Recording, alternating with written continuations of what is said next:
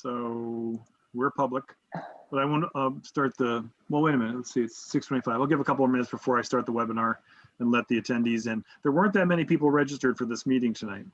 Oh, really? Okay. Yeah. Good. I'd like to. Hey, Robert. Yeah, I'd like to try to get some concrete next steps out of last week. So hopefully we can do that, or last month's meeting. Okay.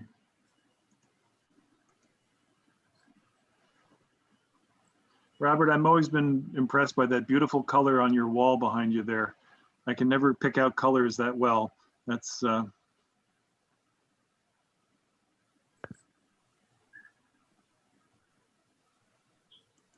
You got to unmute yourself. yeah, Robert, you're muted. Yeah.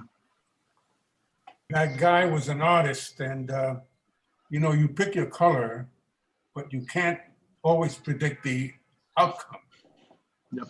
So he got it to the point, and he says, well, after meeting you, I figured I put 7 coats on. And he's Colombian guy. He says, because in Spanish, a coat is una mano. Like a hand? Yeah, he said, le puse 7 manos. He said like that. So I don't know what you would do to me if that color didn't come out right.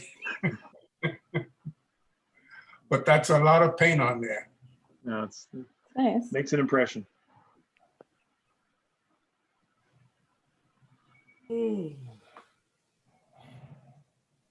Everyone have a good weekend of celebrating, and I've been celebrating 2 days straight. I go to all the plazas and hang out, have my coffee, my cup, and my croissant. Go to Union Square, go to Bryant Park, go to Frederick Douglass, go to, those were the 3 I went to. Nice. But I figured life was celebrating too because we have beautiful weather. Yeah. yeah, it I was just great. telling Madeline that I was down at the corner of my block and there were spontaneous celebrations on the corner. And one of the nicest parts was that people would cheer every time a postal worker went by. Right. Yeah. Cute. Because, you know, the mail-in ballots was the deciding vote or the deciding factor. Right. Yeah, I was in Brooklyn with a friend, and it was absolute pandemonium. It was like streets just filled with people reveling, you know, Yes. in illegal ways. But, you know, it was loud. Yeah, we used to, and back in the day, Mark, we used to go out to Grand Army Plaza, which is one of the destinations. Of course, yeah. There's nothing like celebrating in the street. There just isn't anything. I'm going to start the webinar. That'll let the attendees in if there are any.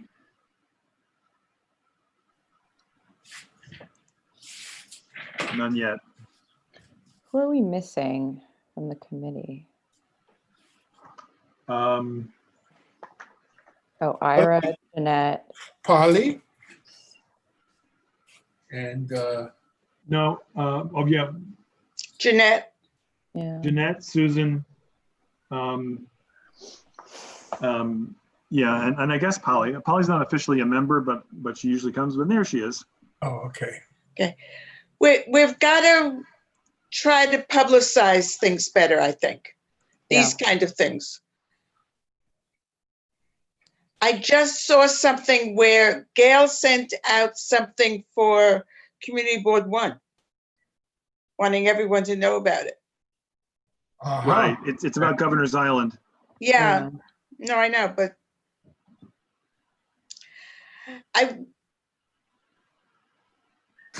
it would be interesting if Gail maybe had a list of interesting sessions that were coming up for community boards. Yeah, not everyone, but obviously something like this. Yeah. I don't know how she would pick and choose, but That's true. nice season.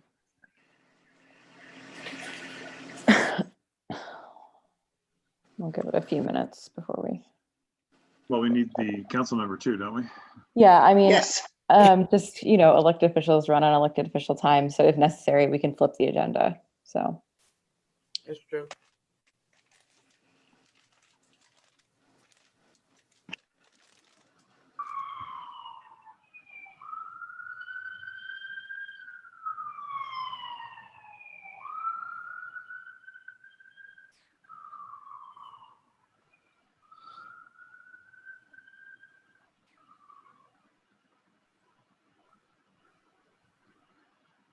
Okay.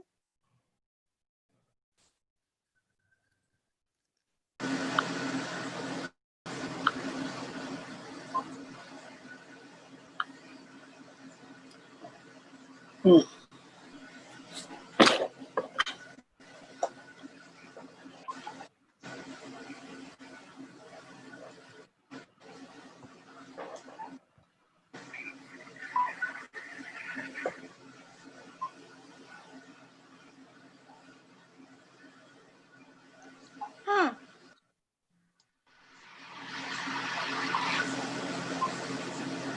A very quiet meeting. Yeah, Madeline, you're on mute. I don't know if you're trying to speak or not. Oh, I said silence is making me go to sleep. Okay, we We'll don't want fix that to that. happen. You know, and Luisa made the point that's important in the historical context of the committees, because there are subjects where the public just doesn't want to hear it. There are subjects that are explosive, the Lucerne and the different shelters and the whole thing. But when you deal with certain subject matter that are critical also, and this is in my long experience in DV, the public doesn't really want to hear the details of what you're talking about. So I'm with you, Robin. when Luisa suggests that the borough president in certain instances should send out a general notice that Community Board X is going to have this theme on this evening, and we encourage citywide attendance. I think that's a clever suggestion, and I think we might want to do that in the future. Even with a committee as hot as housing, one of our sub-themes are not of general interest, you know? But I think it's like what Melissa said, you know, it depends. It's all so subjective. To me, it's really interesting, but obviously not as interesting as the Lucerne Hotel.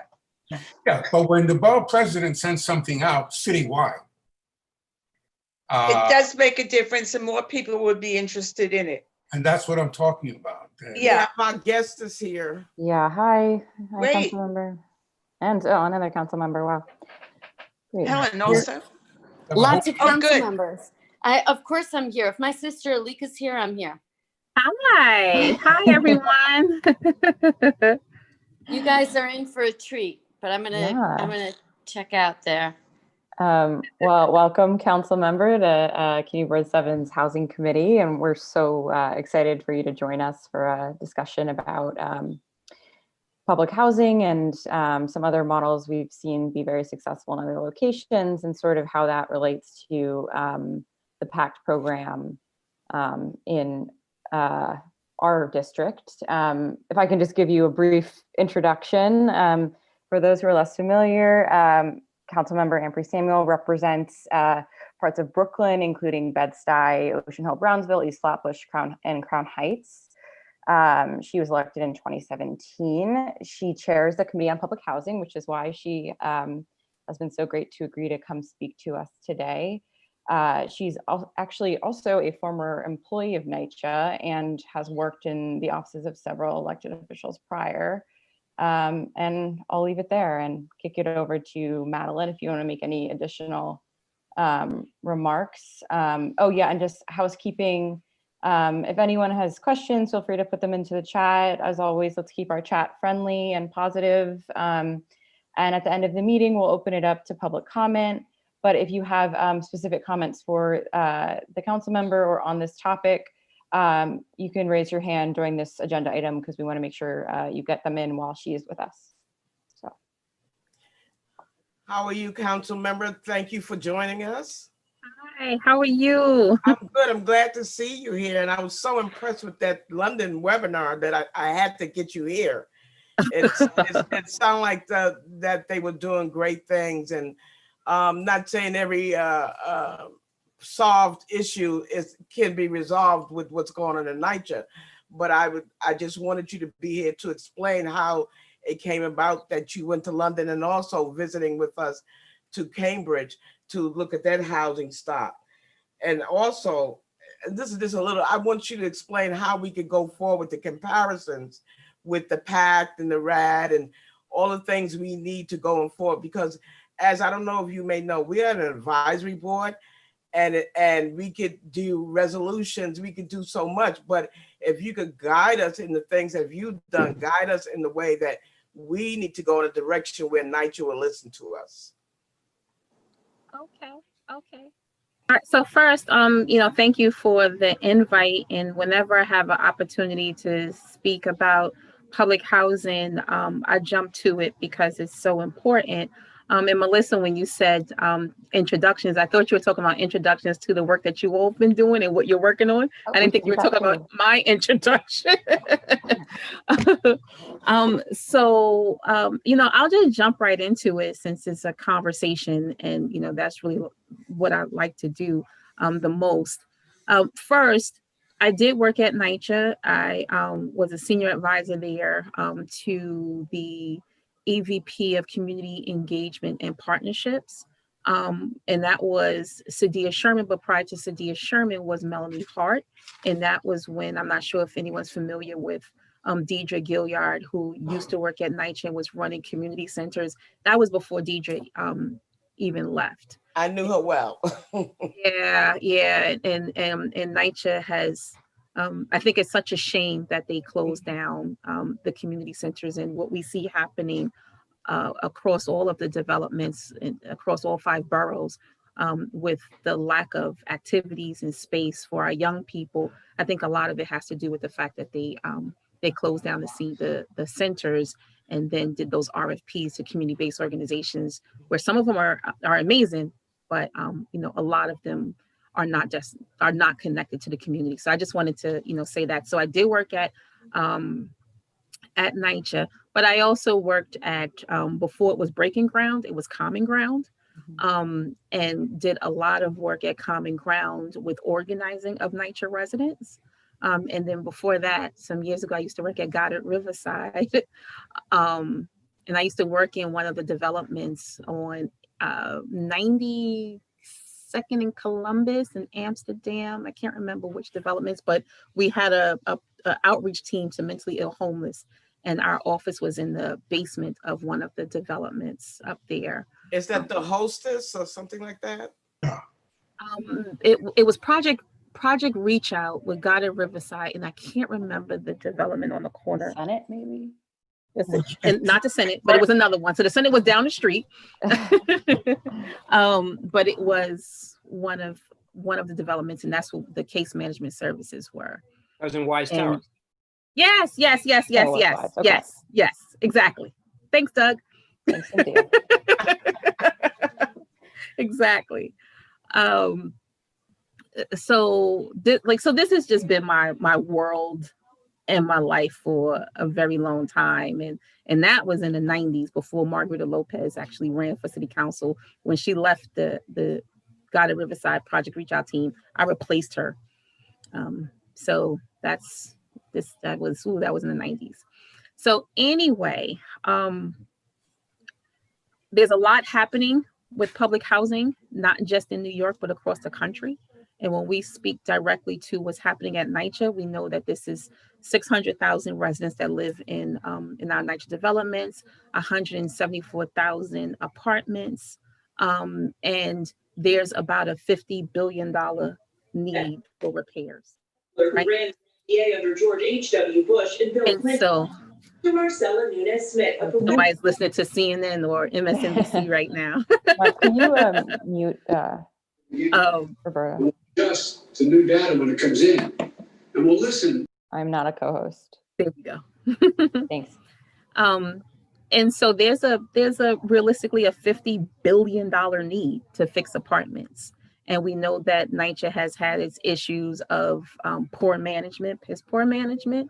And that lack of management led to lawsuits related to mold and lead. And now there's a settlement agreement with the U.S. Attorney's Office in the Southern District. There's a federal monitor in place, and everything that NYCHA and the city does related to their units have to go through this federal monitor.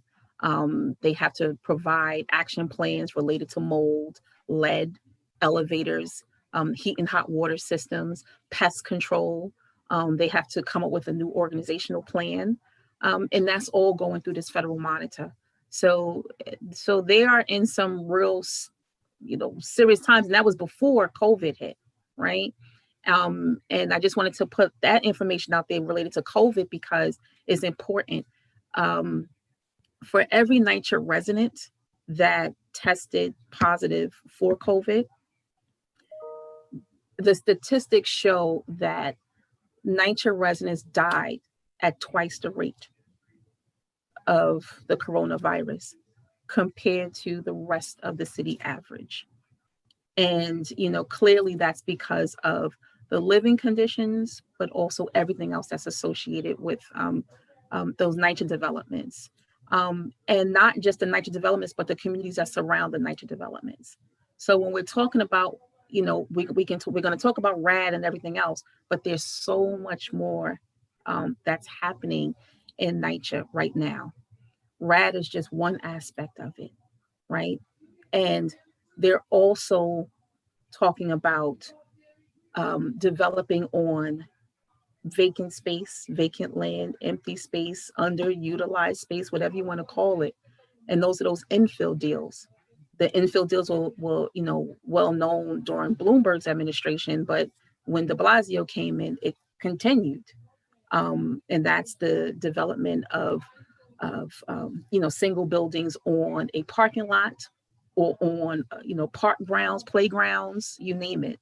And in addition to that, they've also sold air rights and are now discussing and going through development designs related to utilizing the open space and air rights of NYCHA properties. So that's air rights, that's infill deals, as well as the RAD, which is the renovation of the units and converting them from traditional Section 9 public housing to Section 8 with private developers. Councilmember, if I can just ask a quick question. I'm just curious what your take is on, before we get to, RAD Pact, what's your take on infill and air rights transfers? Do you think that they can be beneficial, or do you think that how they're being executed is problematic? I'm just wondering. So I think that anything could be beneficial if the community feels that it's beneficial. I think every community is different. Every borough is different. And I think what makes it so problematic and so challenging is the fact that what's missing is the voice of the people, the voice of the residents, and the voice of the surrounding, blocks. You can't just come up with plans internally, in a boardroom, at a conference table in NYCHA and within, HPD and City Hall, without incorporating not just the input from the residents, but residents should be an integral part on the decision making. And that's what I'll go, and that's why, I love what I saw in London, and I'll talk about that. The fact that residents should be included at every single aspect, from designing, just the ideas. And first, should we have a building on this parking lot? That conversation, that decision should be from the people. And that has not been the case across the city. And just a quick example of that, and I can use recent infill deals, the 50-50 concept. There was one at Isaac Homes, 92nd and 2nd Avenue in Manhattan on the Upper East Side. That particular development, the community members, decided clearly that if they're going to have a building built, it should be, by the basketball courts overlooking the FDR in the water. And NYCHA came back and said that we're not going to go with Plan C. We're going to go with Plan A, which is to build on this playground across from the daycare center on this little triangular space. And the community was upset about that, rightfully so. And it led to the borough president doing what? Gail Brewer decided, we need to file a lawsuit. And the same thing happened in Brooklyn, a development called Wyckoff Gardens. The residents were just adamant about being part of the selection committee. And HPD came back and said, you don't have the skill set to be part of the selection committee. And there's also a conflict because you live there, and you have to have disclosure agreements and everything else. And it's like, what do you mean? Let's figure out how to make the residents part of the selection committee and move on. There's enough lawyers in place across this city in every agency to make it work.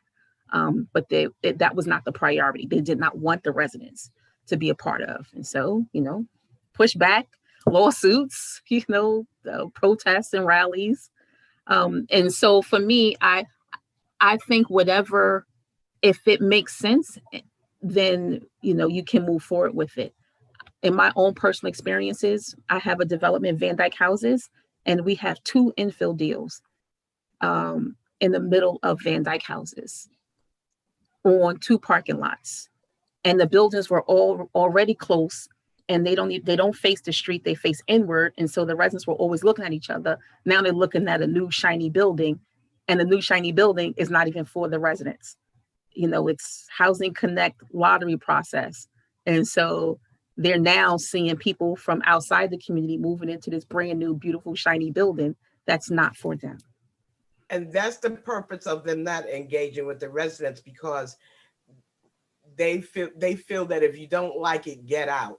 So that's the concept that I feel that they're doing. You don't like what our plan is, then you don't need to be here. So engaging other people to move in. And so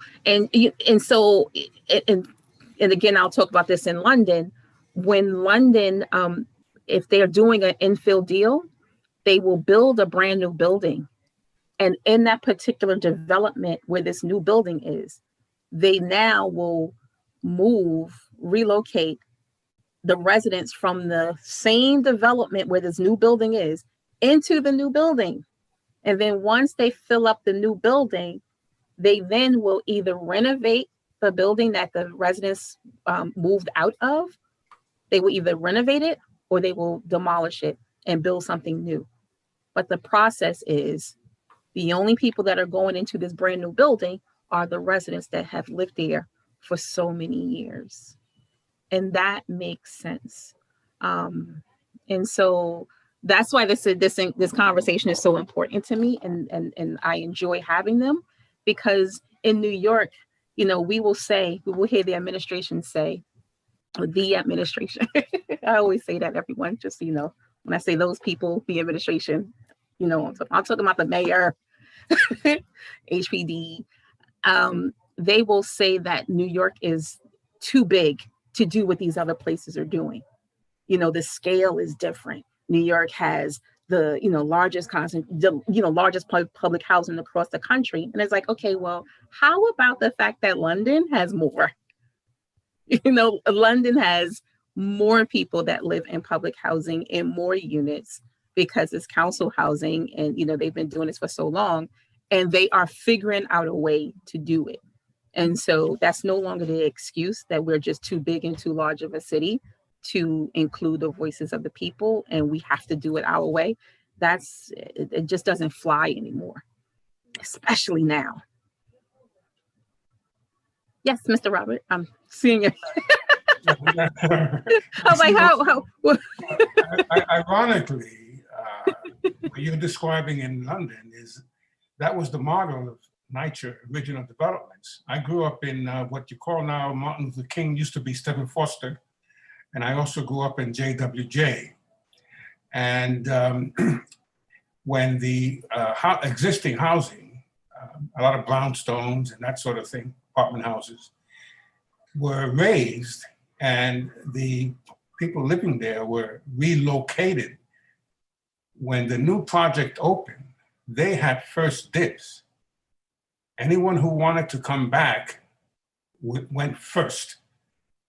And public housing in the 50s, in the early 50s, was really comparatively luxury housing. It was new, it was clean, everything worked, the maintenance was out of this world. There were all of your neighbors, everyone you grew up with in the old housing came back, and it was just a wonderful place to live in, okay? But the point that you made is that that's the original model in New York City. So for them to come back couple of decades later and say New York is too big. Nonsense. You point out London has more. That's it. And New York did it already.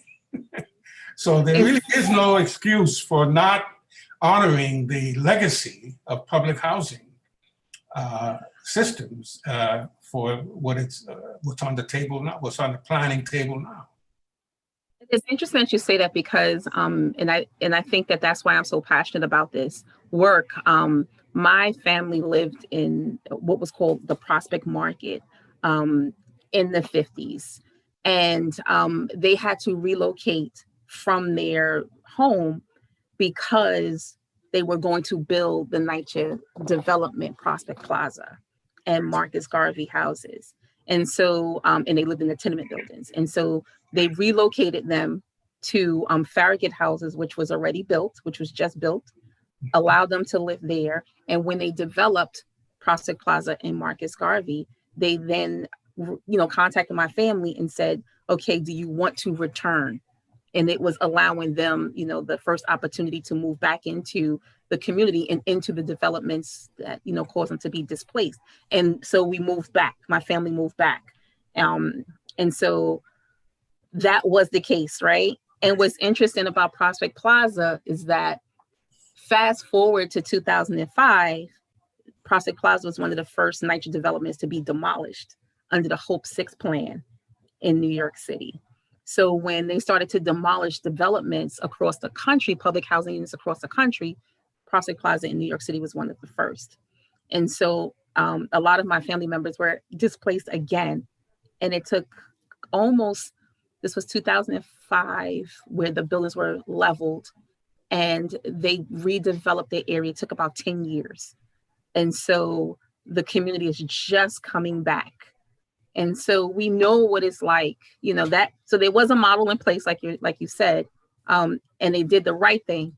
But then we also know what happens now when you displace families and what happens to the communities under these new laws and, new administrations. It takes too long and people don't have the opportunity to come back. And so the purpose of this conversation is to, just to make people aware that there are options. And I think that we need more people to speak up and fight and advocate on behalf of public housing residents to say what we're seeing today is just not appropriate.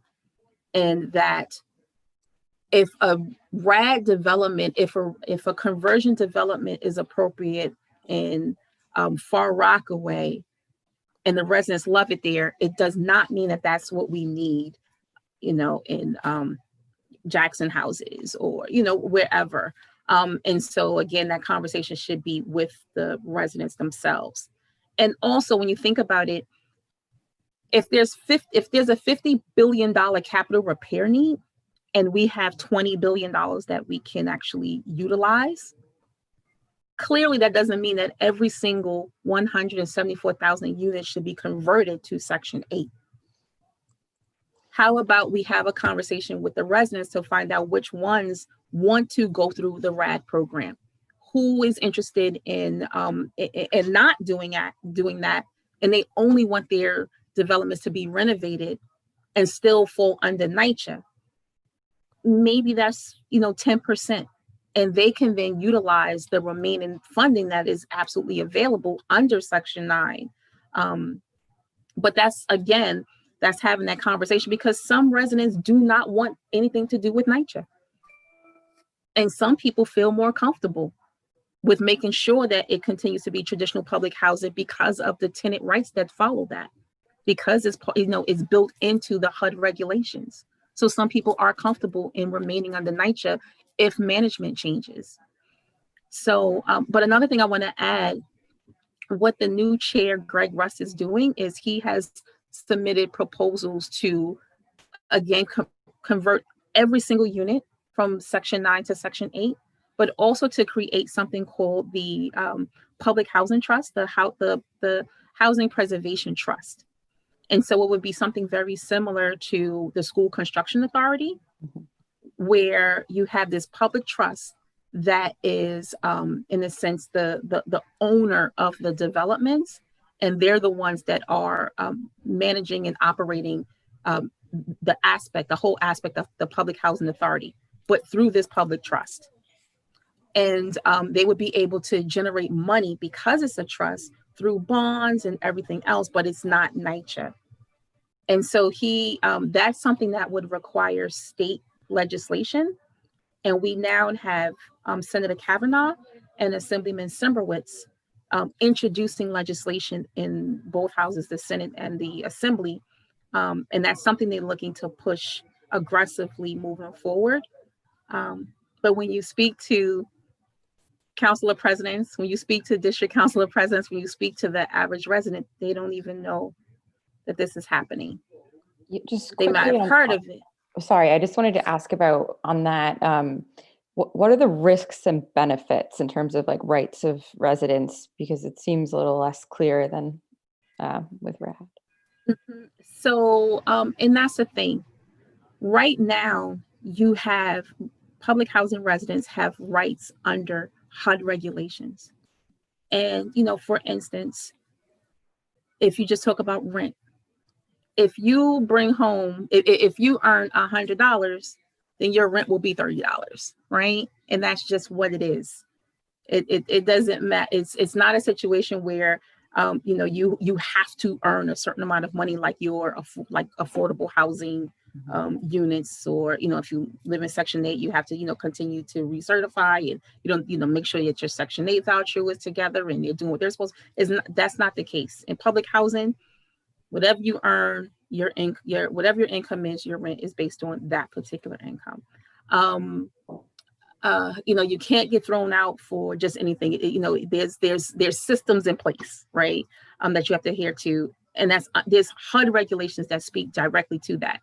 And so the risk involved is basically you have to negotiate every single new development lease and deal with any conversion, because you're no longer going to be part of HUD public housing authorities. It's going to be a new entity. It's going to be a private entity.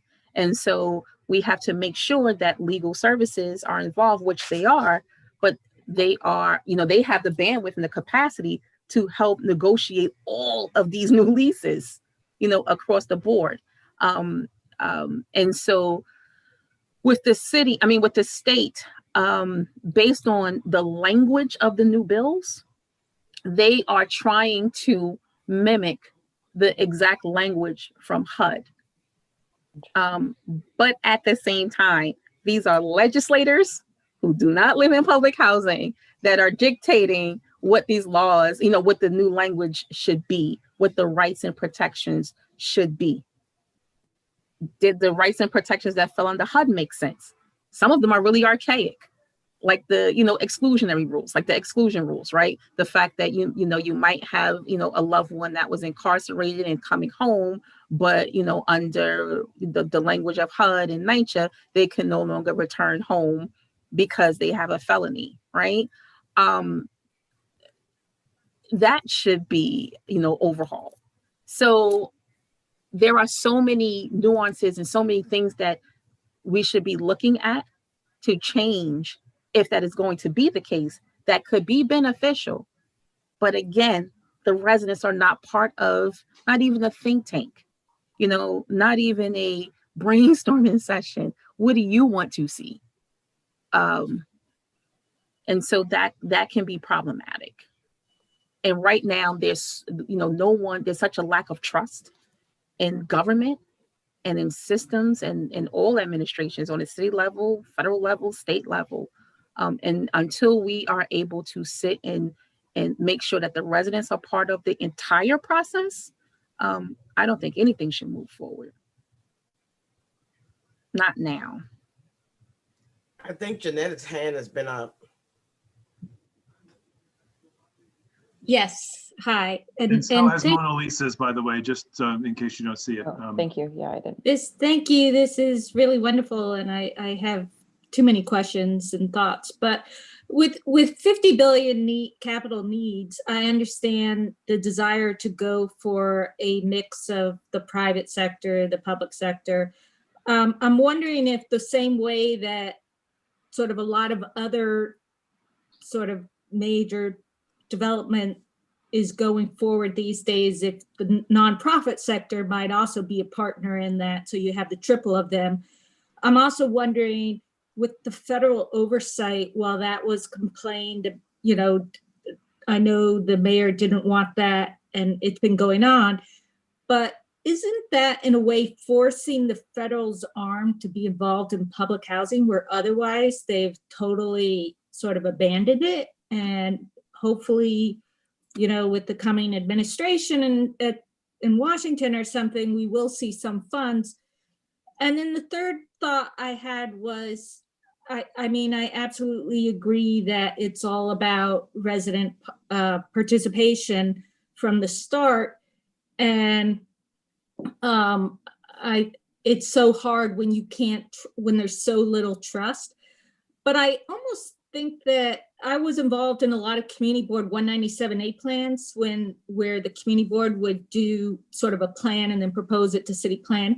I wonder if, you know, some of the NYCHA developments, we couldn't get some kind of small grant or something to do a master plan for themselves, so that it's not the city coming and saying, oh, we're taking your playground and going to build this market rate housing, and then we'll have $10 million to put towards your heating or something.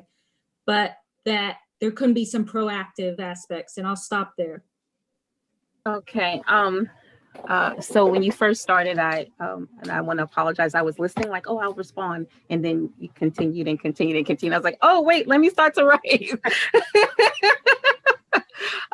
So I'll just take a stab at it all, you know, just put it all into context and again, have a conversation. First, I think that we should definitely be working with, you know, some of your affordable housing developers and community-based organizations all day long. I think they should be at the top of the list. I don't think that we should even be having conversations around, you know, these private, you know, billionaire developers, because they don't care. It's about making money. And if you're coming in with the mindset of just making money and we're talking about public housing, it's just a bad setup from the beginning. And I really believe that what we're seeing right now in New York City, we're developing everywhere.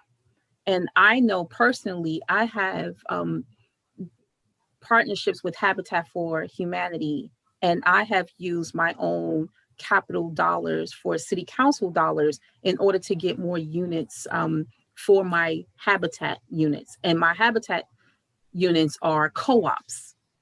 And so if I am developing cooperative units in my community that are all literally for, you know, they're truly affordable, and this is with city dollars, and this is a development deal, we should be able to invest those same types of dollars in our public housing units in a way where we can have conversations about converting the units to co-ops.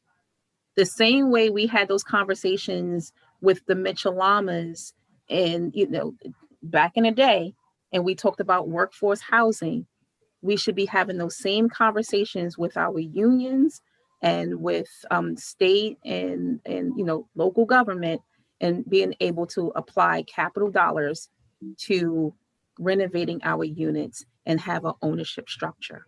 It should not just be infill and air rights and the Section 8 conversions.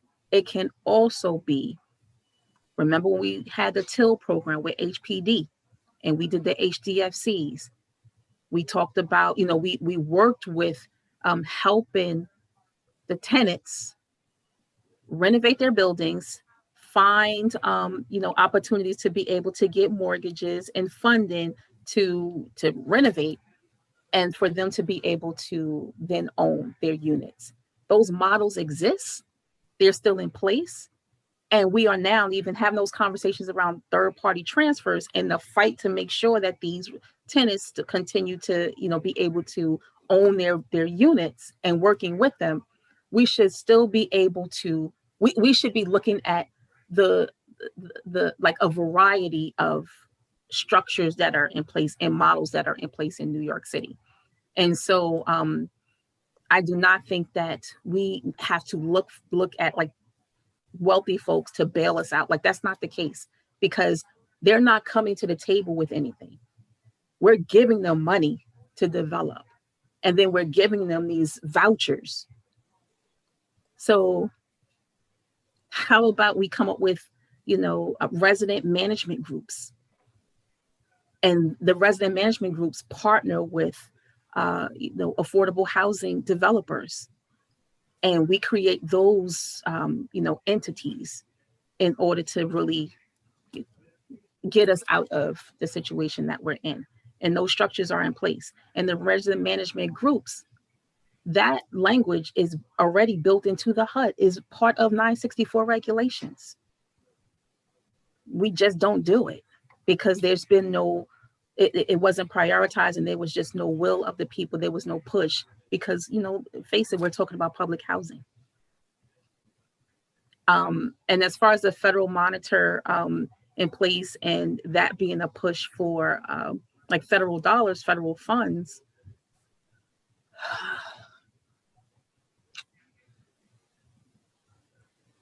the agreement itself put New York online. It did not, the federal agreement and the federal monitor did not put the federal government on the hook. And that was de Blasio's complaint. Here it is, we have this agreement, but we have to put the money for it. We have to pay for it. Even the salaries of the federal monitor himself, And so I am hopeful in a change in the federal administration, because at least we know that there is that $70 billion part of the CARES Act and the infrastructure bill that's in place that speaks directly to $70 billion across the entire country, and between 30 and 36 billion will come directly back to New York City. So at least we will have a big bulk of the public housing funding for capital improvements that we would actually need and could use. And so I'm hopeful in the change in leadership on a federal level. I think it's going to make a huge difference, which will also force us to have another conversation with Greg Russ to say what you have presented to convert all of the units. Is it necessary now that we have another, structure in place? Does that answer anything, Jeanette? I think the other piece Jeanette had asked, because I was taking notes, was about residents getting grant funding potentially to do community planning, which you touched on a little bit with. So, and that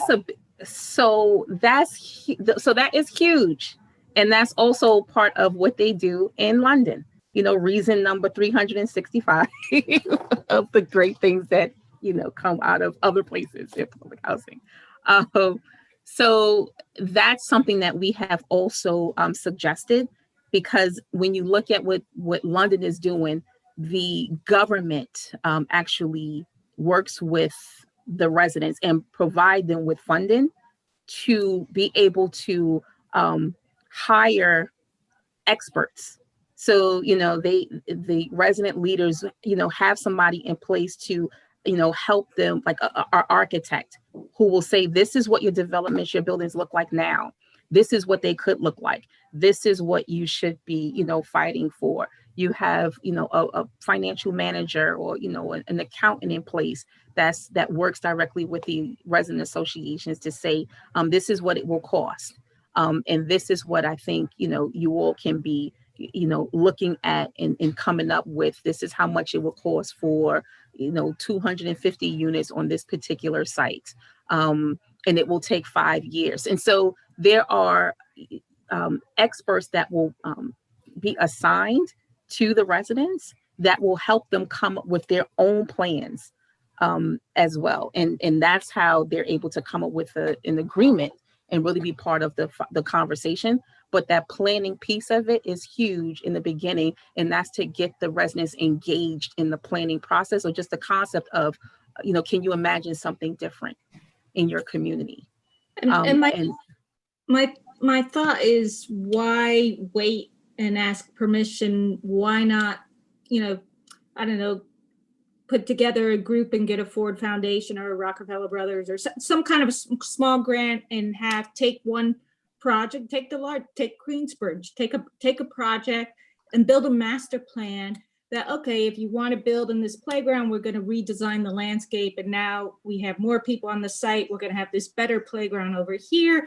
And this is how the phasing can be so that nobody's displaced. And this is how the building should be orientated or such. I just think that would be a really worthwhile exercise that then could demonstrate to the government entities that residents have value in participating, and that there's more than one way to, the best way to repair NYCHA housing is by all parties working together, not for you to single out the most lucrative corner of property that can become market rate housing and then have some spillover cash. And so what's interesting is that's the conversation that we have been having with community-based organizations. Like, that's the conversation that I'm having with Community Solutions, right? That particular organization was working with my community land trust group was working with Community Solutions. And so we were looking at how much will it cost to have like community navigators, and how much will it cost to have planning partners in place in order to have these community conversations and design charrettes that have nothing to do with the city. But also, those are the conversations I also had with our speaker.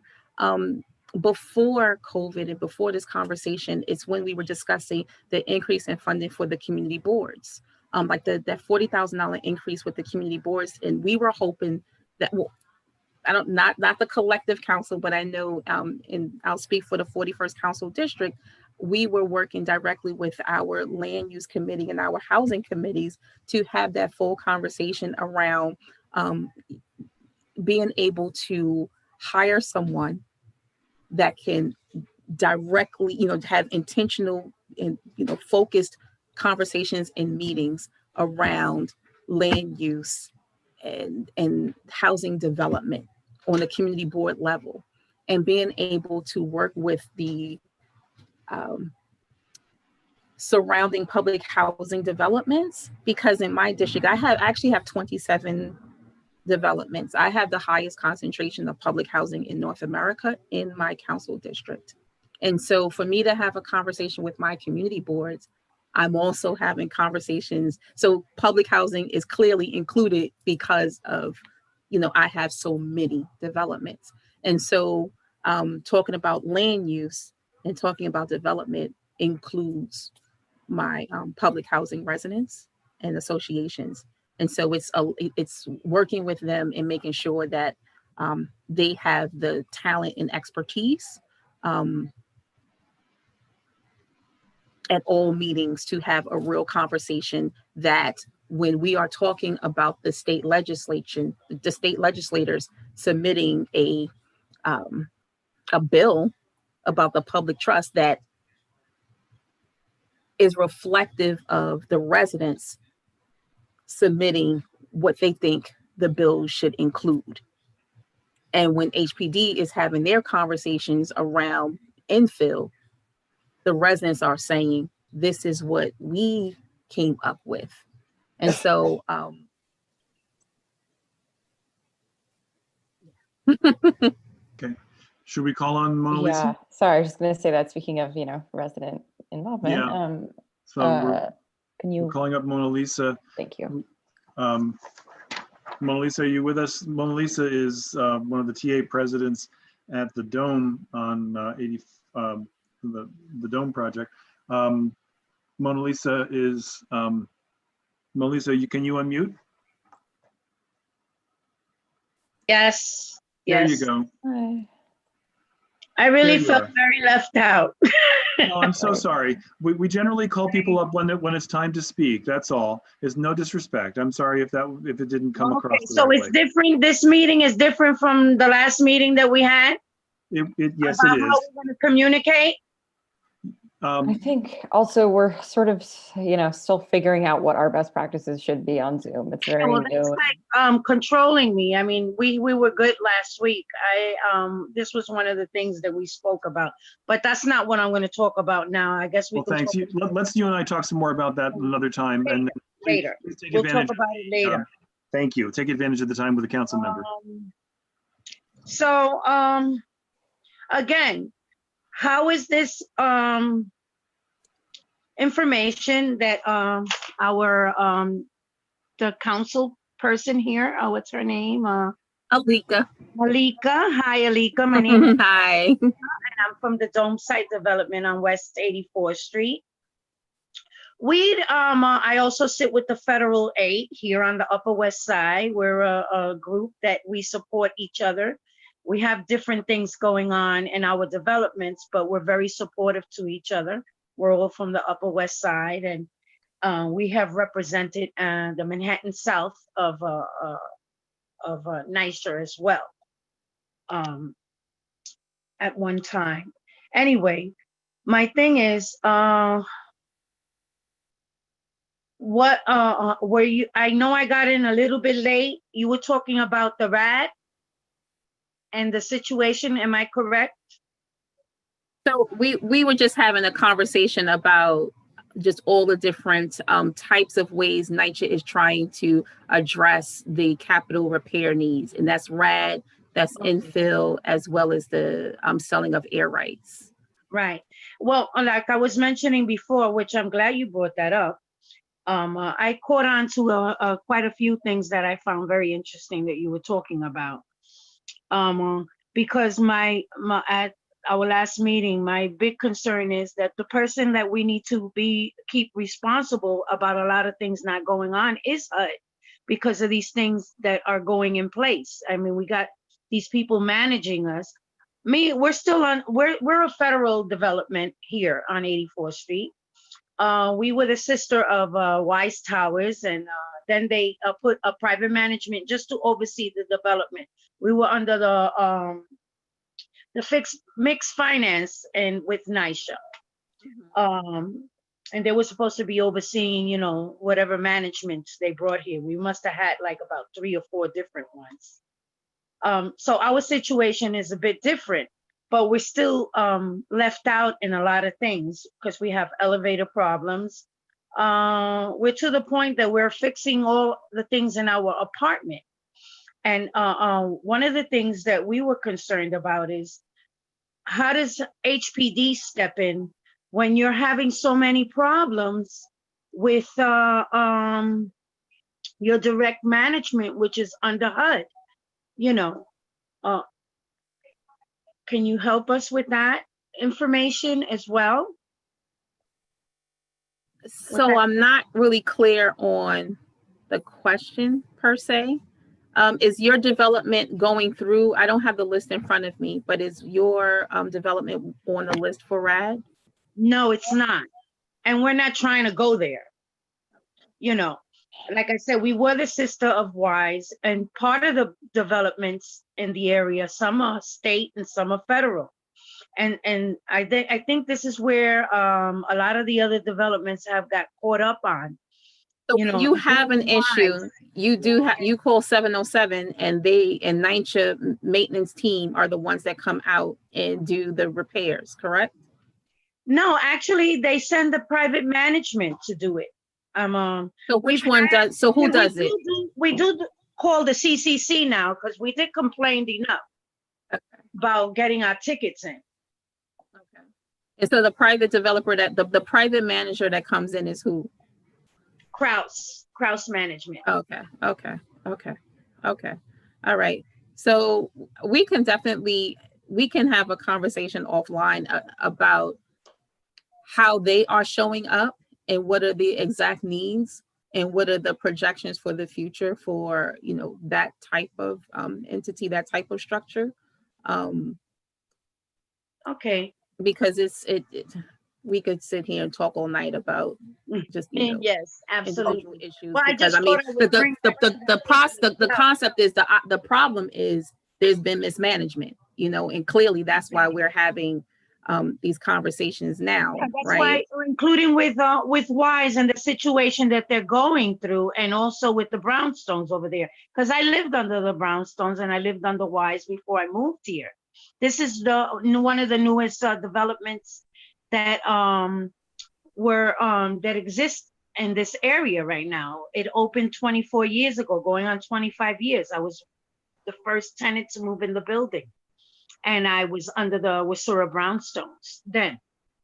But like you said, about lack of trust in government and the residents to be a part of the decisions. That was something that we spoke about last week, and we want to see that to come in action again, because when other things were going on back in 1996, around during that time, I did participate in as a community service aide and sat with NYCHA on making decisions on contractors and certain things that would come to the developments, and that's not happening anymore. And this is what we want to enforce, you know, to try to fix and, you know, have a solution to the things that we're going through, you know, as far as quality of life and the fixtures in our development and how they're just deteriorating more and more. This building's only 24 years and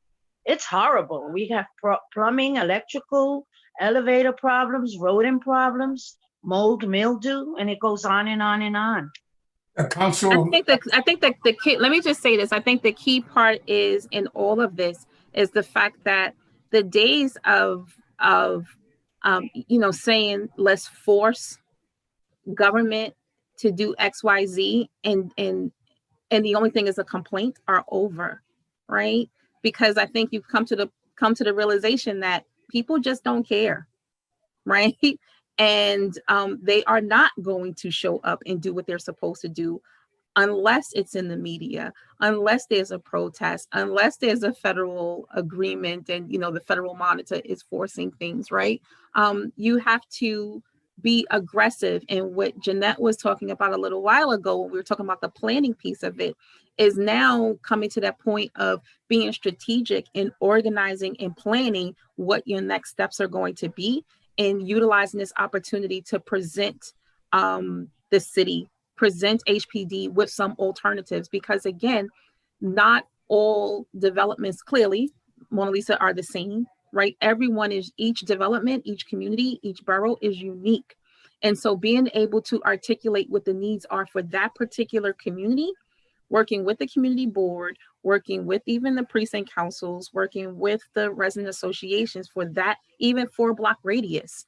This is what we, you know, are presenting for this particular development, and being able to, which is what we've been doing, and this is why we're here, you know, and this is why the federal aid sits together, you know, because we do have different needs in our development. We all don't have the same issues, but we are there to support each other, to enforce what you're talking about, you know, about getting these things in place and being a little more aggressive about it. And so this is that opportunity. And so I think that the city council members play a role. So going back to London, right? This is what, 366 now? 366. The council members are the ones, is council housing. And so they're the ones that, you know, can literally are part of the process of having their own budget for their district, for the public housing in their district. And it's not the mayor. It's not this centralized system. You know, it's on a borough by borough basis, council district to council district. So we're a ways away from that, but it goes back to being able to advocate for your own particular community based on what those needs are. And so we should not be having a conversation about RAG across the table for every single unit, right? Correct. But there are Like I have, like I was saying, I have 27 developments in my district. I actually have a development that want to go through RAD. They did a survey and 93% of the residents want nothing to do with public housing. And they want absolutely nothing to do with NYCHA. They want to go through the conversion process. Which I understand. So if that's okay with them, that's okay for them. Exactly. Like what you just said earlier too. And I agree with that 100%. You know, like in Far Rockaway, well, that's good for them. Whatever it is that's working for them over there doesn't mean that it's going to work for us over here. Because that's what we want. And what I wanted to add to that was they don't want it to be like Far Rockaway. They don't want it to be like Ocean Bay. Okay. They want to be in the resident management structure part of it. I hear you. They want to be the managers of their development. And they want to partner with a private developer that would do the renovation. And they have gone so far as to even begin those conversations with management companies in order to learn how to become their own management company. And so, you know, again, that goes back to that ownership piece of it. If the city of New York is investing in community land trust conversations, right?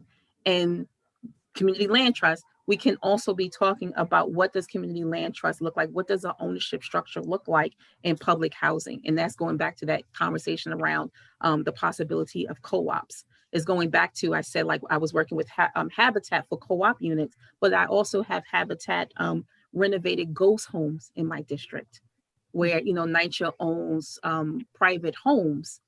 And remember the ghost home situation, and Habitat for Humanity stepped in and renovated those, and public housing residents, NYCHA residents, were able to, you know, apply and purchase the homes and put in that sweat equity when they were doing the renovations. And so all these things exist. And so if we can do that with the single unit family homes, we can also do that with the units themselves. So there are so many opportunities, so many options that should be on the table. And what we see right now is not the end all be all.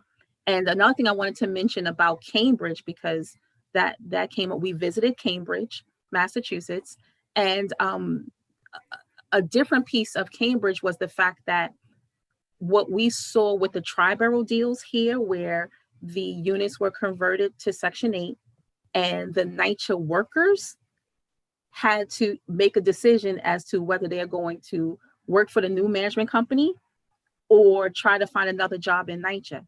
Well, in Cambridge, Massachusetts, Teamsters was able to negotiate a deal where those same workers, the new management company, is part of the public housing authority. So the NYCHA maintenance workers, the NYCHA, you know, union workers, Local 237, Teamsters Local 237, those workers are still able to work in the new buildings. They should be able to. And so what Cambridge was able to do was broker those deals and really negotiate on behalf of their members, because so many of the NYCHA workers live in NYCHA apartments. They live in public housing. And so some of them have worked for NYCHA for 20 years or 15 years, you know, whatever the case may be. They should not have to, you know, after 12 years, decide that, you know, now I can no longer contribute towards my pension. I have to go to this private company. You know, we should be also negotiating deals even with the union so that they could continue to work in the new developments. So that was something that came out of Cambridge that I thought was pretty awesome as well.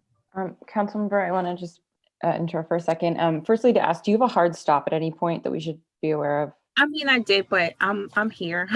Okay, we really appreciate your time. Okay. I want to. So great to be with you in Cambridge. It was okay. and it was wonderful to see how the both groups work together. You know, I have never seen that before, where the people in power really relied on the people that were living in the Cambridge apartments. That was so much wonderful. And I so enjoyed being with you.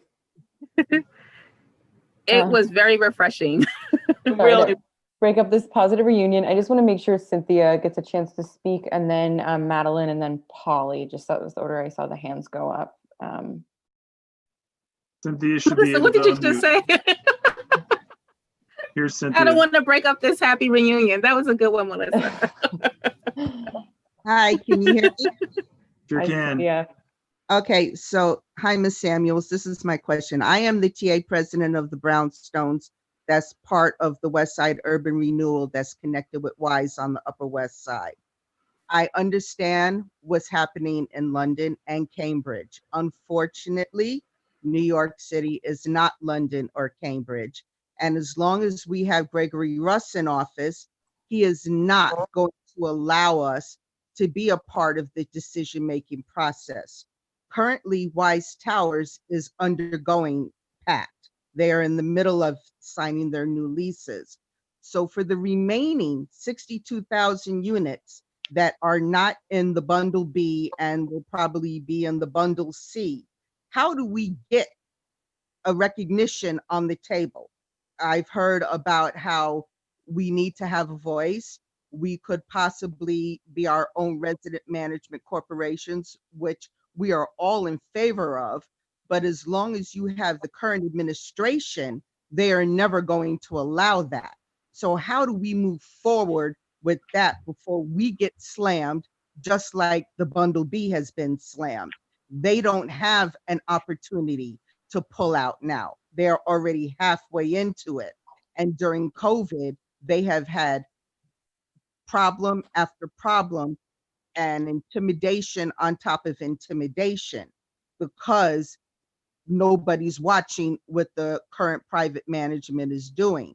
So moving forward, how do we get involved to put a halt to this? How do we get a voice? Because as long as Gregory Russ is there, we will not have a voice.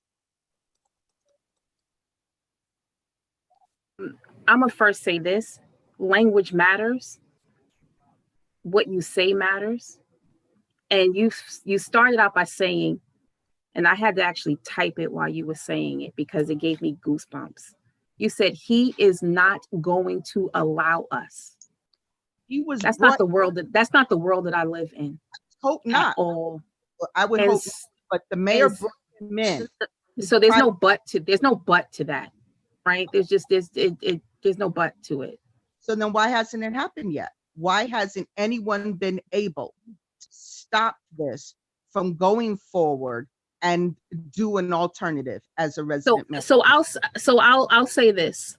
We mentioned it with Holmes Towers. We mentioned it with Whitecove Gardens. There have been opportunities to stop projects, and projects have been stopped. I personally had rad deals that were listed as part of the bundle, and they took it off because when you are in the first thing that they do when they look at what deals they want to submit, they look at the political will of the community. They look to see what will be the easiest way to get something done. That's the first part of it. And so if you have elected officials and you have advocates, like literally advocate groups and allies that are aggressive in the pushback, then even if a development makes it to a list, it can be removed because it's just that is a suggestion, right? And HUD will only, the way it plays out, NYCHA will submit a list based on, again, the political will of the community, right? If they can make it happen, they would submit that to the mayor's office. The mayor will go through the list, and that's what they get. That's what they submit to HUD. And they can easily say, you know what? We submitted this list only based on the units, but we're going to change up the developments that are on the list. We still need the units because it's about the unit. And so this is a time, like we're in the middle of a pandemic, right? And we were also in the middle of like unrest in this city based on police brutality and everything else. And so New York City today is 1,000 times different from New York City even last year, this same exact time, and New York City 10 years ago. So we are in a position where we can dictate and we can go to court, and we can file lawsuits, and we can hold people accountable, because this is just the climate of it. And Greg Russ is not going to be there beyond. I don't even think he's going to be there too much long. I don't see him being there for the rest of this mayoral term. I mean, if he is, he's just there to be sitting there. But he's never even moved to New York City. He's still not even a resident in New York. It's just a puppet on right? the screen. And so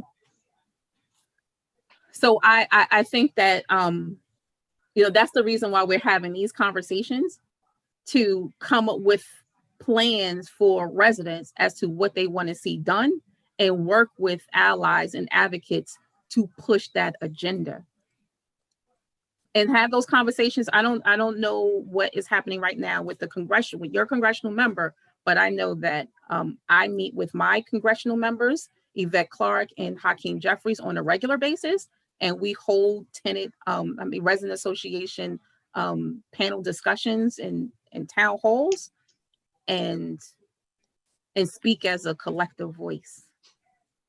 Okay, well, we've been holding them up here on the Upper West Side. Unfortunately, when the Bundle B was first brought to the table, we fought for our non-for-profits to be the new managing agent. And we were told that de Blasio had a list that was done back when Shola was here, and they would be using people from that list. And that's exactly what happened in the Bundle B when PRC got put in place. So moving forward, how do we stop this madness from continuing? Is my ultimate question.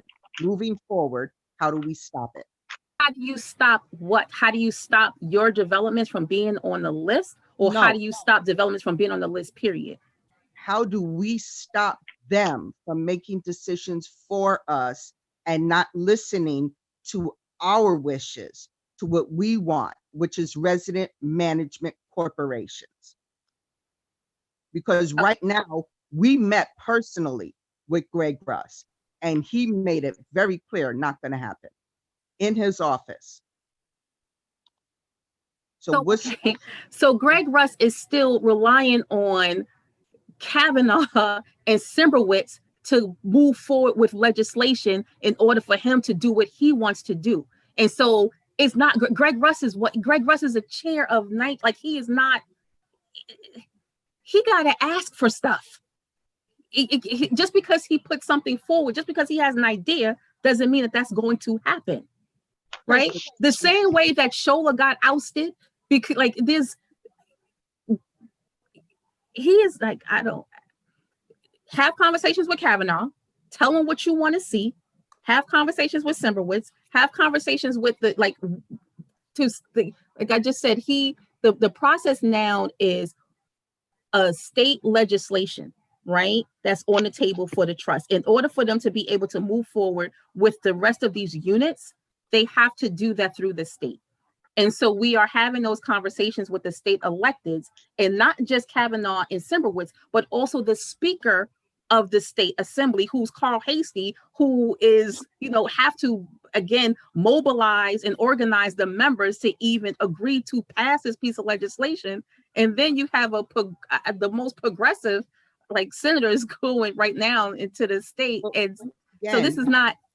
We're not part of the blueprint. We're not part of the trust. We have already been slated for PACT. We are part of the 62,000. Right now, Wise Towers is being converted, but they changed our name to Wise and Wise Consolidated. So while the Towers is currently going through it, the rest of us will ultimately be thrown in, because we are part of the 62,000 units that have already been slated. So I'm not talking about the trust. I'm talking about, what do we do as a collective now, that when we become part of the next bundle, when they finish with Wise Towers and they move on to the rest of our 7 developments, we are 8 developments under one umbrella up here. And right now they are doing Wise Towers. After that will come with Sir Brownstones, with Sir Site A, B, C, with Sir Rehabs, We all fall under the 62,000. So if there's a collective voice to not move forward and you don't want to see this happen, so you can organize and have a legal, form a legal argument, and you can actually stop it. It's not something that has to happen. It doesn't have to be your unit. The city is worried about the number, is not necessarily worried about the actual development itself. And so if your developments as a collective voice decide we don't want to be part of this bundle, then they can move on to a different development with those same vouchers, with those same number of units, is my point. Okay. And so that's a collective voice. So you can organize and come together, and we can speak offline about what a strategy can be based on what the collective voice is. Okay. And I just want to be clear, I like that whole don't allow us, that's not part of my world, because in this climate, we have a voice, and we have to believe that and own that and make the changes that we want to see happen. And that's just not public housing, that's everything. That's the rezonings that we see. It's small business, is everything. Yeah, that really resonates. And I think what you said about allies really resonates, because that's what we want to try to do here at the community board, is, be those allies. And would love to continue that conversation, Cynthia. Okay, just for the two others who had their hands up, Madeline, I think you were next, and then Polly. And then Ernesto has his hand up too. So in that order, maybe. Okay, as I said initially, community board, we're an advisory board. And I'm not going to say pressure is put on us, but we want to work collaboratively, collectively with everyone. However, we can do but so much. So what do you suggest going forward for us collectively to NYCHA is aware of what's going on, but to put a little more pressure on them? Because we as a housing committee and a task force, we're having a hard time finding a direction that could be meaningful and forceful to NYCHA. But however, there's all these other obstacles in our place, and we don't know, I'm not saying we don't know what to focus on that is more important right now to get NYCHA to listen to TA presidents, to listen to community board, and listen to the community at large. What can we do as a community board, and as I said, we're advisory. What can we do as suggestion into making this more forceful environment? So what I've noted, and I don't know the politics and the dynamics of Community Board 7 in Manhattan. But when I talk about what's happening in community, and I talk about what's happening with public housing, it's not just public housing. I talk about the entire community, right? And as an example, when we were going through an East New York rezoning plan, the mayor in the city of New York were focused exclusively on affordable housing, the business district, transportation, investing in the infrastructure of transportation and bike lanes. And there was an entire public housing development that was in the footprint of this zoning plan that needed boilers, they needed roof repairs. And not one conversation during the rezoning plan spoke to the needs of the NYCHA development, Ferentino Plaza, right?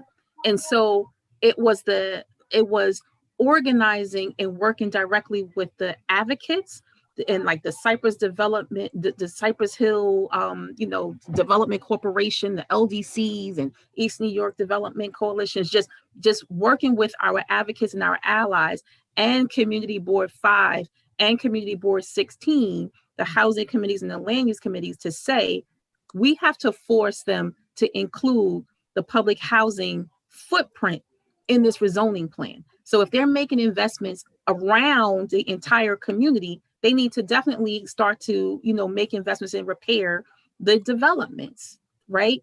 And so it was speaking directly to the actual overall, what makes an entire community. So if we're talking about housing, we're also talking about if there's an increase in units, do we have the adequate schools there, right? And if we're talking about that, we still have to talk about parks in the area. We're congested. We live in, like highly dense communities. So where's the next green space? Oh, there's not a park. Okay, well, we have an empty lot that HPD want to develop on. How about we not develop on that particular lot and we turn it into a green space? You know what I'm saying? And so where's the nearest grocery store? And we're talking to developers. And when they come to the community board to present their plans, I immediately say, okay, well, who are you working with that's going to come in and rent your retail space? We need fresh fruits and vegetables. Who are you reaching out to? Oh, well, I have a Family Dollar coming or a 99-cent store. No, I don't need that. In order for me to approve this particular plan, I need to make sure that you're doing your due diligence and making sure that the needs of the community is included in this particular development, right? And having those conversations with the public housing residents so that they can understand that their developments are part of the fabric of society. They are part of the community, because for so long, the public housing residents were not part of the conversation. I know in my district, you had your resident association meeting, your tenant association meeting, and that was it. They were not part of the community board, right? And so making sure that we are intentional in our conversations about what makes a real healthy and safe community in its totality is what we need to first start to talk about, right? And making sure that we are building community and getting the residents to be engaged, like just civically engaged, coming out to not just the TA meeting, but the community board meeting is on the first Monday of each month. And so from there, making sure that whatever you're talking about in the housing committee includes every piece of housing. Is not just public housing, but it's also what's coming out of HPD, right? And when you have those conversations with your elected officials, like I said, I spent $1.5 million. I added $1.5 million for my Habitat for Humanity units, right? They came with their funding structure, but I added to it in order to ensure that we were able to have more affordability in it. And then turned around and used the community board space and time and effort and energy to do outreach to the actual NYCHA residents to let them know that this is what's coming down the pipeline and this is what we need to do together. And so I think it just kind of starts with that whole civic engagement and outreach piece, because it's such a big deal.